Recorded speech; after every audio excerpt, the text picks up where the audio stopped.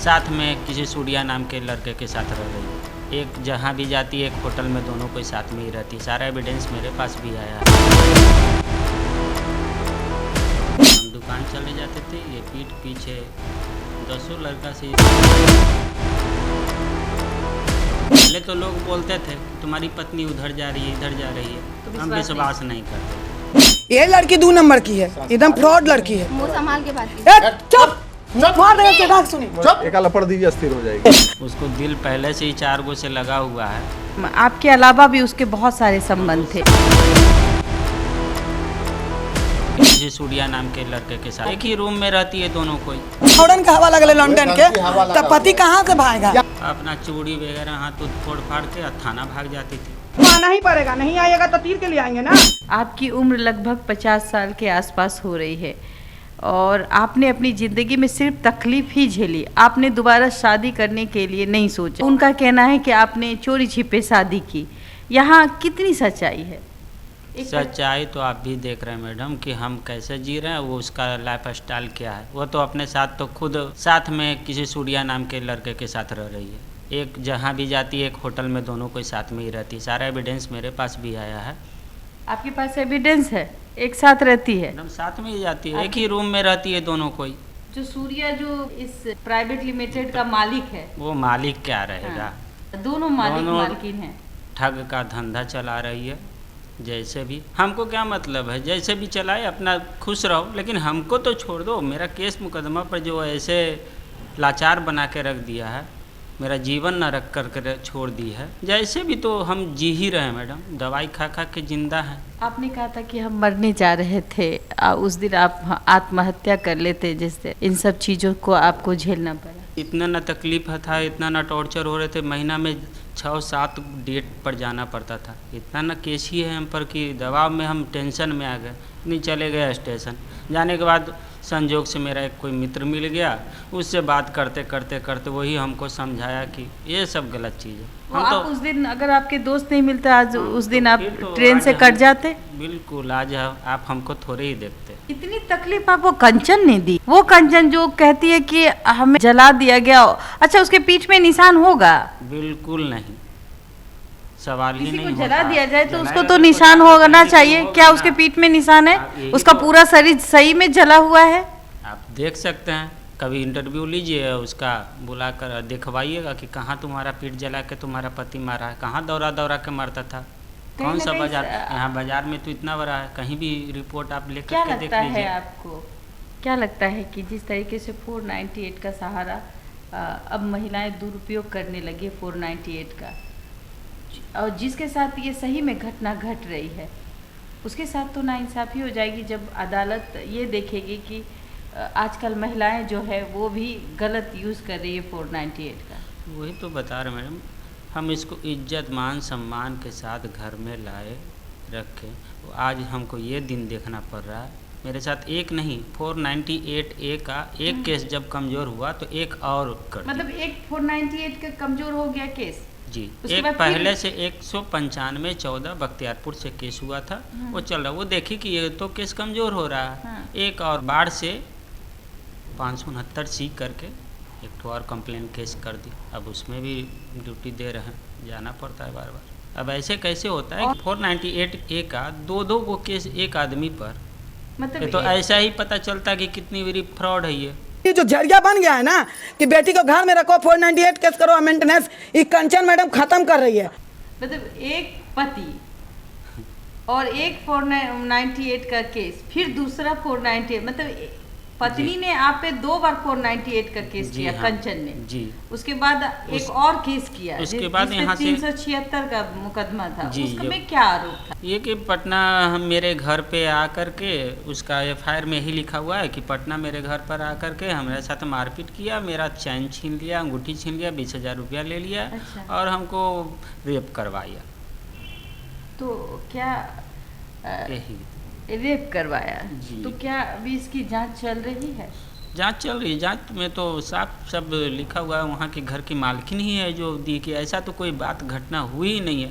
हम तो दिन रात नीचे में ही बैठल रहते हैं, वो ऊपर में रहती है। मेरे से होकर के ही कोई गुजरेगा ऊपर।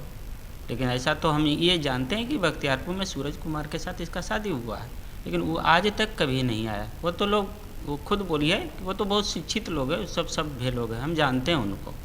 अच्छा, तो मतलब कहीं ना कहीं ये सारा झूठा केस ही कहीं है। ना जांच कहीं स्पेशल स्तर से मेरा कोई करवा दी, देख लेंगे, दूध का दूध और पानी का पानी हो जाएगा। एक केस में भी सच्चाई है, वो महिला तो खुद अपने का सबसे बड़ी फ्रॉड है।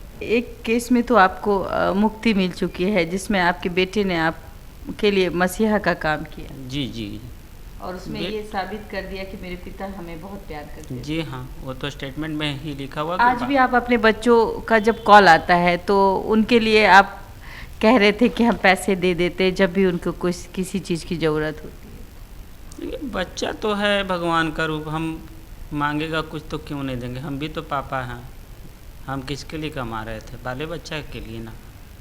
इतना अच्छा से रह रही थी, उसके बाद उसके मन में क्या हुआ क्या नहीं, सब घर बार तहस नहस करके मेरा ज़िंदगी बर्बाद करके वो चली गई, और जा कर के इतना सारा केस कर दिया है। तो मैडम बस कहे तो जी रहे 50 साल के उम्र में आपके साथ इतना उत्पीड़न, समाज जो कहता है कि महिलाओं के साथ उत्पीड़न होता है, यहाँ पुरुष भी उत्पीड़न अपनी पत्नी के द्वारा झेलते हैं। क्या कोई इतना हद तक गिर सकता है? एक पत्नी इतनी हद तक गिर सकती है कि अपने पति को सजा दिलाने के लिए इतना उत्सुक है कि वो कभी भी जेल चला जाए? जी मैडम, उसमें तो जो 376 जिसमें केस की है वो, उसमें हमको तो जेल हो गया, जेल चले गए। ये जेल में हमसे मिलने के लिए आई और कहती है कि फलना रुपया दो तभी तुमको हम बाहर निकलने देंगे, नहीं तो 7 साल तक तुमको अभी सराएंगे। 4 चक्का लड़का से मांग रहा है 3 लाख रुपया, बेटी के रख के तुम कमाई खाएगा बेटी के। अब सोच लीजिए, एक पत्नी अपने पति के लिए कैसा सोच रखती है कि तुमको निकलने तक नहीं देंगे। उसी दिन हम समझ गए कि ये अब तो सर से काफ़ी ऊपर चला गया, दिल टूट एकदम चुका है आपका। बस कहे तो जिंदगी जी ऐसे रहे भी है। जी रहे हैं। न्यायालय के द्वारा फिर हम बाहर आए, जैसे भी ये फिर से दूसरा पारी शुरू किए, चला रहे हैं जैसे तैसे। मेरा सारा कुछ जो भी था पैसा कौड़ी सब तो बह गया, सारा बर्बाद हो गया। बर्बाद हो गया। सारा आज आपके कोर्ट पास कुछ कचहरी नहीं में। है। अब डेट पर हम जाएंगे, दुकान सब बंद रहता है, हम क्या करेंगे? सारा चीज़ आप तो बर्बाद ही भिखारी ना हो चुके रहा है। हैं। इसका मतलब है कि आप अब आप रोड पे आ चुके हैं। बस कहे तो कि हम बस जी रहे हैं। एक पत्नी ने आपको रोड पे लाके खड़ा कर दिया। एक पत्नी ही आज भी समय में बताइए, इंसानियत नाम का कोई चीज़ नहीं है। फ्रॉड का धंधा करके अपना तो वो खुद का महल बना रही है, सुखी जीवन जी रही है, हमको बर्बाद करके छोड़ दी है। मतलब आपको भी पैसे की किल्लत होती होगी। जी मैडम, हम भी तो इंसान ना है, थोड़ी ही भगवान है। जब आए उस समय जब जेल भेजा गया तो मेरे 4-5 महीना तक मेरा दुकान बंद रहा है। बहुत मुश्किल से उसको किराया फिर पेमेंट किए, जैसे भी है सब दोस्त लोग परिवार लोग हमको मदद किए, तब फिर से हम खड़ा हो रहे हैं।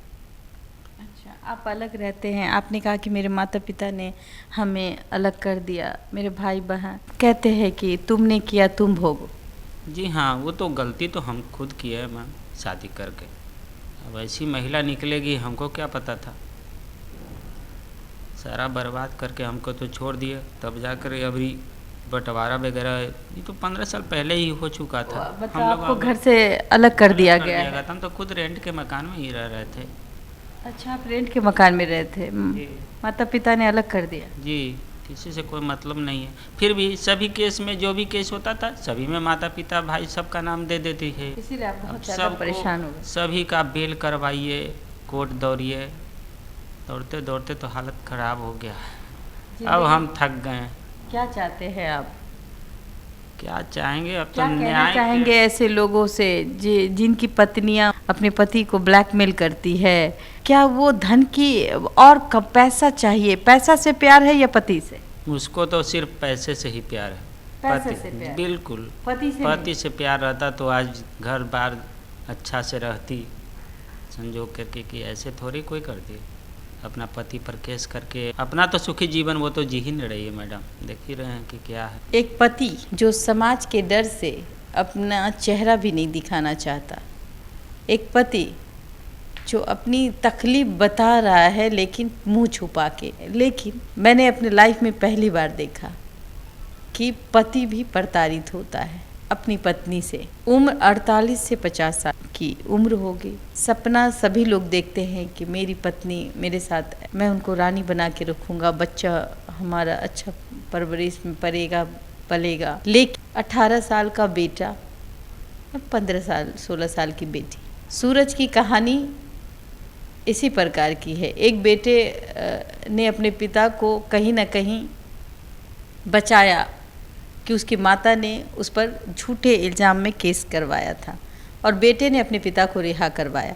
लेकिन लगातार केस होती है और हमारा जो कानून है वो कहीं ना कहीं लचर है, महिलाओं के प्रति ज़्यादा झुकान।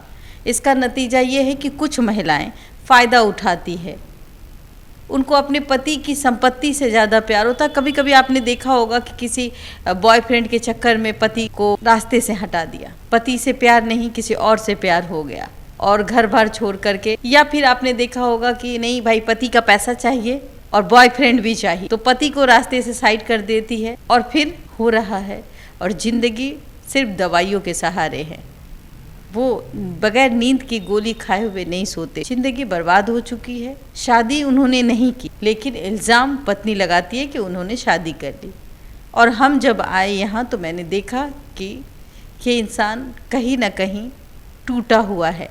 ये इंसान को किसी के सहारे की ज़रूरत है, लेकिन अब जब उम्र 50 साल हो, सहारा कौन?